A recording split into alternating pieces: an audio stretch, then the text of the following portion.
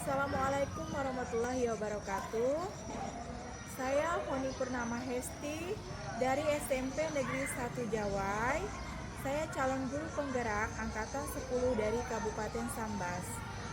Pada hari ini akan melakukan wawancara untuk memenuhi tugas demonstrasi kontekstual modul 3.1. Terima kasih.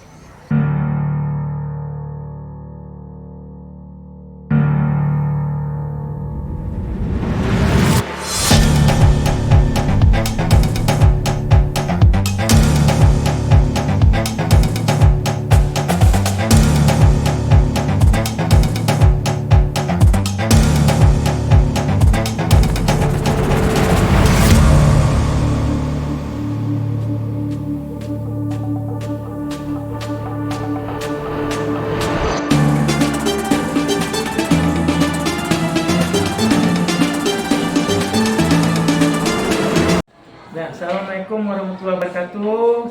Perkenalkan nama saya Isada SPD, ya, adalah Kepala Sekolah SMP Negeri 1 Jawai, ya, dengan pangkat yaitu pembina golongan 4A. Mungkin ini yang dapat saya kenalkan. Ya, saya Iri, wabillahi taufiq wal hidayah. Assalamualaikum warahmatullahi wabarakatuh. Assalamualaikum warahmatullahi wabarakatuh, Pak. Waalaikumsalam warahmatullahi wabarakatuh. Perkenalkan, saya Boni, CGP angkatan 10 dari Kabupaten Sambas. Nah, jadi mohon izin pada hari ini saya akan mewawancarai Bapak terkait pengambilan keputusan sebagai seorang pemimpin, ya Pak ya. Nah, jadi pada hari ini ada beberapa pertanyaan atau hal yang ingin saya sampaikan kepada Bapak. Nah, jadi yang pertama mengenai selama Bapak di SMP Negeri 1 Jawa ini, apakah bagaimana Bapak dapat mengidentifikasi kasus-kasus yang merupakan dilema etika atau bujukan moral? Nah, ini saya upayakan untuk menjawab intinya bagaimana kita mengidentifikasi kasus-kasus yang merupakan dilema etika dan bujukan moral. Nah, pertama kita ketahui dulu yang namanya dilema. Dilema kan kita memilih antara dua kasus yang sama-sama benar. Nah, sama-sama benar. Dan bagaimana cara kita nak memutuskannya?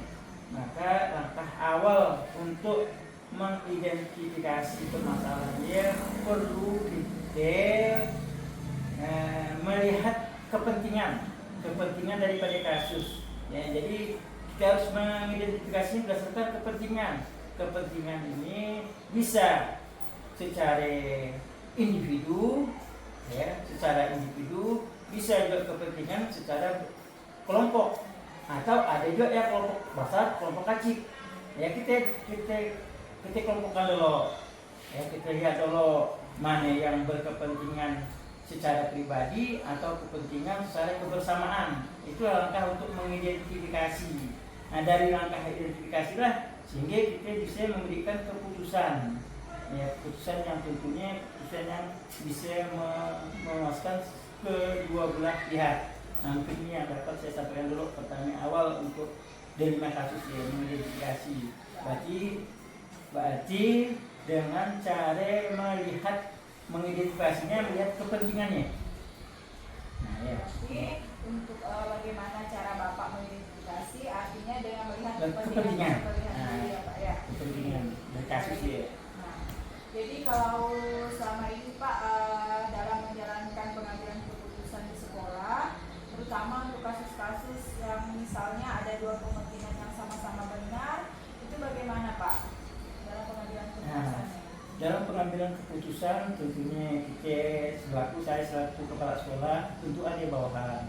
Jadi tentunya perlu adanya kerjasama. Musyawarah kita kumpulkan dulu dari pendapat-pendapat, mungkin dari pendapat kesiswaan, pendapat dari mungkin guru BK, kita ya kan ya, untuk mengambil satu keputusan supaya keputusan Y istilahnya enggak apa ya, istilahnya memihak ke salah satu dan tidak istilahnya tidak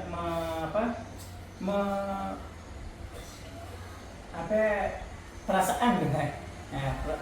Menjaga keperasaan daripada kedua kasus, karena hal kasus yang ini kan sama-sama benar. Sama-sama benar. Tentu saya pun harus berkoordinasi dengan kawan-kawan sejawat saya lah. Terutama tadi istilahnya bagian kurikulum, bagian kesiswaan, terutama juga guru BK yang saya ikut libatkan dalam pengambilan suatu keputusan. Bermusyawarah pada pakar kurikulum, kesiswaan dan guru BK ya Pak ya. Nah kemudian langkah-langkah atau prosedurnya Pak sama ke Pak? Langkah-langkahnya tentunya kita lihat dulu bagaimana caranya untuk mengambil satu keputusan yang sama-sama benar. Jadi kalau kita ambil langkah supaya keputusannya tadi diterima oleh sebagian pihak, diterima oleh pihak-pihak lain, maka perlu kita yang langkah pertama kita lihat dulu hasil akhirnya, bagaimana hasil akhirnya. Ya, hasil akhir yang akan kita putuskan.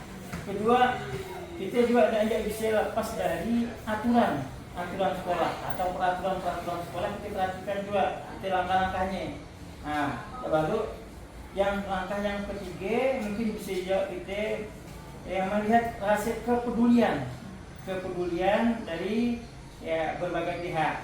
Jadi misalnya itu tadi kita hasil akhir bisa dia berbentuk misalnya untuk orang banyak, nah mungkin juga atau kelompok banyak, beda lah kita memberikan keputusan, kita milih kan yang kelompok, misalnya kelompok kecil, terutama kita mau tambahkan dulu dari hasil tadi ya, menentukan terutama tujuannya untuk kelompok banyak lah yang kita prioritaskan untuk pengaksesan masalahnya.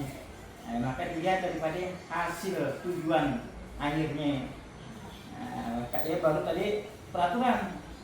Peraturan sekolah kita tidak bisa kita lepas dari peraturan, karena peraturan dia ada hasil kesepakatan antara berbagai macam warga sekolah. Jadi kita tidak terlepas dari aturan. Dari aturan kita, kalau kita berinya kepada peraturan, mudah-mudahan apa yang kita putuskan, apa yang kita hasilkan mendapatkan hasil yang lebih baik.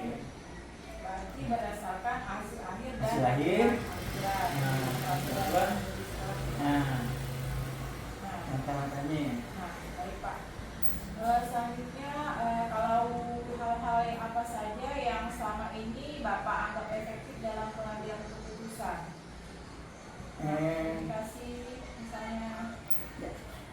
Yang efektif berarti yang bisa diterima oleh semua pihak, yang efektif. Jadi supaya dia lebih efektif, yang efektif kita harus melihat daripada pertama nilai-nilai, nilai-nilai yang juga kita yang bertentangan, lalu menentukan siapa yang terlibat, berarti terlibatnya siapa yang terlibat, mengumpulkan fakta-fakta. Fakta-fakta yang ada di lapangan bagaimana, lalu diuji yang tadi dari yang permasalahannya benar atau salah, benar atau benar salah, yang mana yang lebih mana yang salah, mana benar, mana yang lebih benar. Baru kita ambil suatu keputusan dari yang kita berikan sehingga apa yang kita buat tadi, langkah yang kita buat sehingga hasil keputusannya bisa berlaku secara efektif. Baik, berarti dengan menguji terlebih dahulu ya Pak ya, fakta, mencari fakta atau kebenarannya terlebih dahulu. Baik Pak. Kemudian tantangannya Pak, tantangan yang Bapak hadapi dalam pengambilan keputusan biasanya apa tantangan? Pertama mungkin tantangan yang kita hadapi pertama kita istilahnya yang namanya kita manusia gitu kan ya, harus menjaga perasaan. Dia yang sakit, yang besar, yang selain tantangan yang paling berat ya, menjaga perasaan orang ya. Ya karena biasanya yang namanya manusia kan kalau apabila usulannya atau kebijakan apa namanya kasusnya sama, keinginannya sama, lalu kita terima, mungkin akan menimbulkan bisa aja clash atau segala macam ini. Nah dari sinilah kita tantangan yang paling berat ya, menjaga perasaan ya, dari berbagai macam istilahnya kelompok ya. Jadi perasaan lah yang jelas tantangannya yang paling berat bagi saya. Nah kemudian Pak, ada jadwal tertentu dalam penyelesaian, misalnya kalau ada masalah di sekolah, ada jadwal tertentu ya Pak? Sebenarnya kalau jadwal sifatnya yang berjadwal itu, kalau hal yang mendadak mungkin tidak terjadwal ya, secara sekilas kita bisa kita selesaikan. Tapi kalau mungkin permasalahannya bisa apa istilahnya nggak mendadak, bisa ada rancangan di awal, mungkin kita buat apa adanya jadwal ya. Nah, kita berikan jadwal. Ini melibatkan guru BK. Jadwal itu ya betul. Menentuk apa selalu melibatkan guru BK. Karena kerjasama antara guru BK yang perlu dan bisa kita lepaskan untuk hal itu, terutama guru BK ya. Guru BK dan kesiswaan lah. Nah ya, mesti kita lepaskan daripada hal ini. Berarti bekerja sama dengan guru BK dan kesiswaan. Nah, jadi kalau saya itu Pak, ada faktor-faktor yang mempermudah Bapak dalam mengambil keputusan? Ya, yang mempermudah baik orang-orang yang terlibat. Boleh. Dalam apa untuk mempermudah? Tapi itu permudah ya? Mempermudah dalam membantu Bapak dalam mengambil keputusan, misalnya Dewan Guru, kan Bapak kan harus berkomunikasi dengan Dewan Guru kan? Nah, inilah yang namanya kalau yang dapat mempermudah saya, tentunya inilah tadi peran daripada pertama warga, stakeholder yang ada di sekolah itu, namanya BK dan guru kesiswaan, kurikulum segala macam, ya mempermudah dalam pengambilan keputusan. Karena dari berbagai ada pendapat-pendapat mungkin yang dapat kita terima ya, dari sekian banyaknya masukan dari kawan-kawannya, bisa kita jadikan sebagai pengambilan keputusan supaya tidak secara objektif secara subjektif kita memberikan keputusan. Jadi harus berdasarkan pendapat kawan juga memperhatikan. Jadi yang mempermudah itu adalah rekan-rekan Pak ya. Pak ya. Nah jadi dari apa yang semua yang telah disampaikan, pembelajaran apa yang bisa Bapak petik dari pengalaman Bapak dalam mengambil keputusan? Jadi dalam hal yang ini tentunya rahasia kerjasama, kolaborasi antara kawan-kawan sangat penting, sangat efektif kerjasama kawan-kawannya. Nah ya memberikan dampak yang bagus, yang baik ya, untuk pengambilan keputusan. Ya istilahnya pembelajaran ya, pembelajaran. Jadi istilahnya untuk keputusan kita istilahnya tidak dilakukan oleh, artinya keputusan secara bersama lah, ada salah satu pihak ya. Jadi pembelajaran kerjasama yang kita perlukan untuk pengambilan keputusan. Baik, berarti pembelajaran yang dapat Bapak petik adalah bagaimana kita bekerja sama dengan rekan-rekan kita di sekolah. Betul. Dalam pengambilan keputusan. Berarti keputusannya bukan hanya sepihak dari Sepihak. Bapak, tapi harus mendengarkan masukan-masukan dari dari kawan-kawan. Nah baik Pak, mungkin hanya itu yang dapat saya tanyakan kepada Bapak. Terima kasih Bapak telah meluangkan waktunya untuk saya wawancarai. Saya ucapkan terima kasih. Assalamualaikum warahmatullahi wabarakatuh. Waalaikumsalam warahmatullahi wabarakatuh. Terima kasih.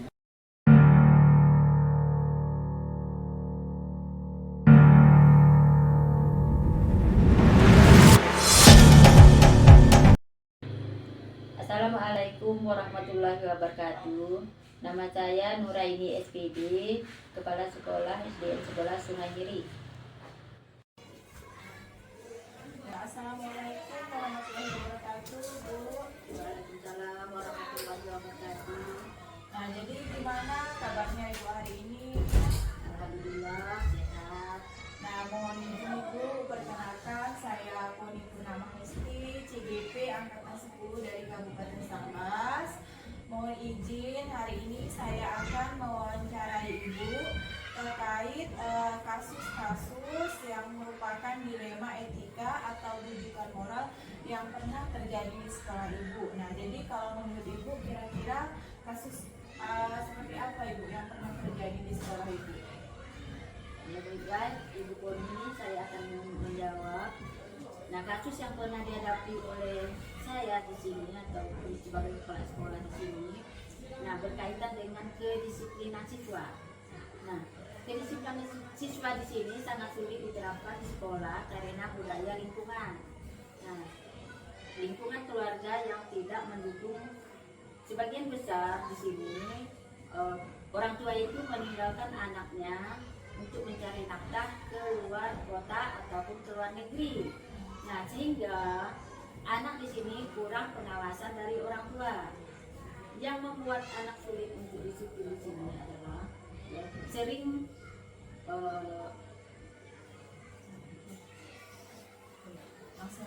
nah, sehingga kurangnya pengawasan orang tua yang membuat anak sulit untuk berdisiplin.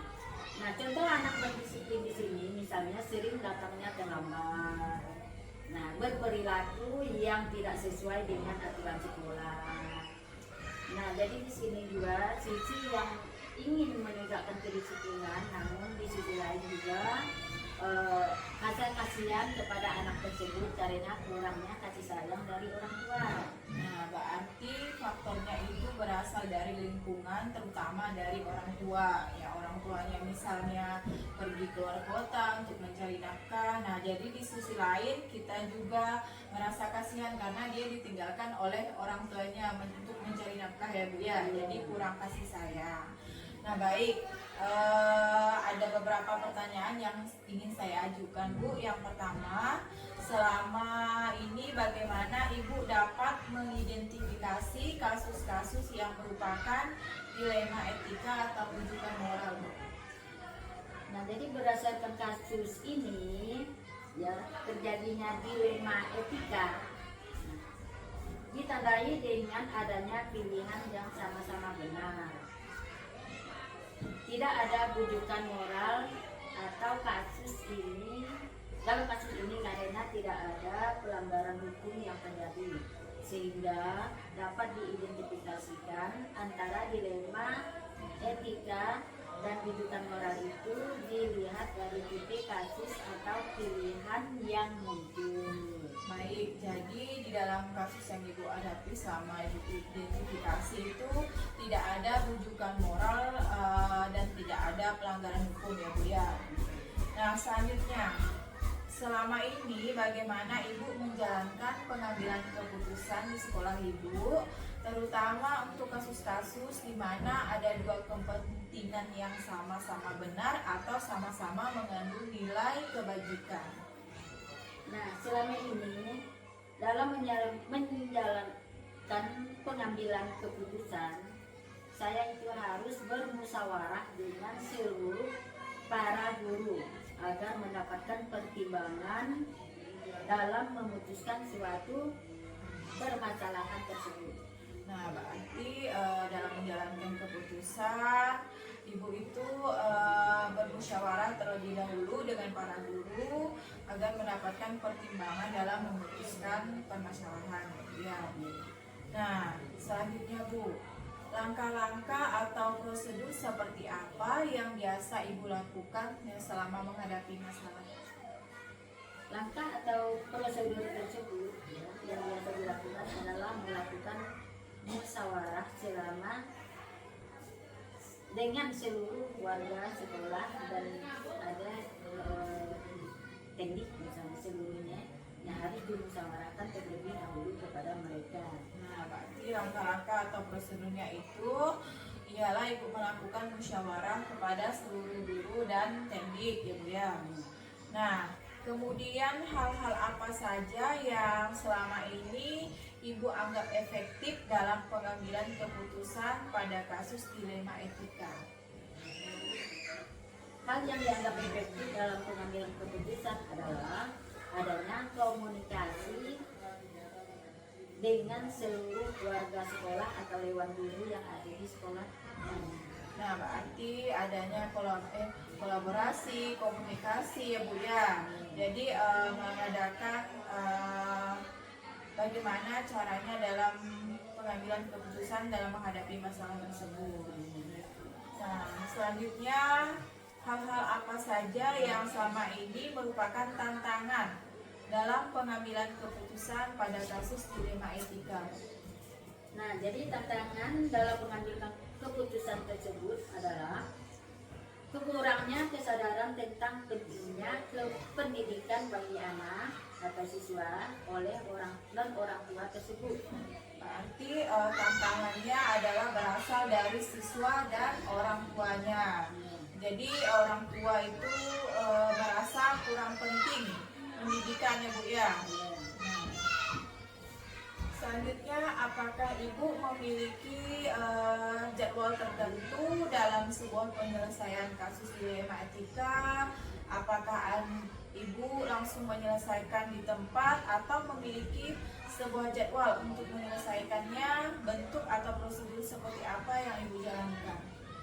Nah, jadi dalam mengambil keputusan ini, kalau ada masalah, tidak ada jadwal khusus untuk penyelesaian kasus dilema etika, karena langsung melakukan koordinasi dengan pihak terkait, misalnya dipanggil anak tersebut atau malah kami memanggil orang tua. Nah, berarti tidak membutuhkan jadwal tertentu, langsung memanggil anak tersebut dan orang tuanya. Kalau misalkan tidak bisa diselesaikan dengan si anak, berarti dengan memanggil orang tuanya ke sekolah ya Bu ya. Nah, baik Bu. Nah, jadi menurut Ibu kira-kira faktor apa selama ini yang mempermudah atau membantu Ibu dalam pengambilan keputusan dalam kasus dilema etika ini? Dalam hal mengambil keputusan di sini, seluruh dewan guru sangat membantu saya dalam mengambil keputusan dilema etika tersebut. Berarti kalau kita sebagai kepala sekolah itu Bu harus maksudnya harus mementingkan ataupun harus penting gitu Bu ya, berkolaborasi atau bermusyawarah terlebih dahulu kepada dewan guru dalam mengambil keputusan ya Bu ya. Nah, jadi tidak bisa kita putuskan sendiri. Nah, baik Bu. Nah, jadi dari semua hal yang telah Ibu sampaikan, kira-kira pembelajaran apa yang dapat Ibu petik dari pengalaman Ibu dalam mengambil keputusan dilema etika? Nah, pembelajaran yang dapat saya petik dari dilema etika tersebut adalah perlunya memperhatikan budaya di lingkungan sekolah untuk mengambil keputusan. Berarti Ibu itu harus melihat bagaimana keadaan di lingkungan sekolah ya Bu ya, termasuk tadi bagaimana orang tua siswa, bagaimana lingkungannya, dan kita harus mengetahui latar belakang sosialnya, misalnya orang tuanya bisa bekerja di luar kota ya. Nah, baik Ibu, mungkin hanya itu saja yang ingin saya tanyakan ke Ibu. Nah, saya sebagai CGP Angkatan 10 mengucapkan terima kasih karena Ibu telah meluangkan waktunya untuk saya untuk bersedia diwawancarai terkait dilema etika atau bujukan moral Bu. Nah, terima kasih banyak ya Bu ya. Ya, sama-sama. Nah, jadi semoga dapat bertemu di lain waktu Bu. Saya akhiri. Assalamualaikum warahmatullahi wabarakatuh. Waalaikumsalam warahmatullahi wabarakatuh.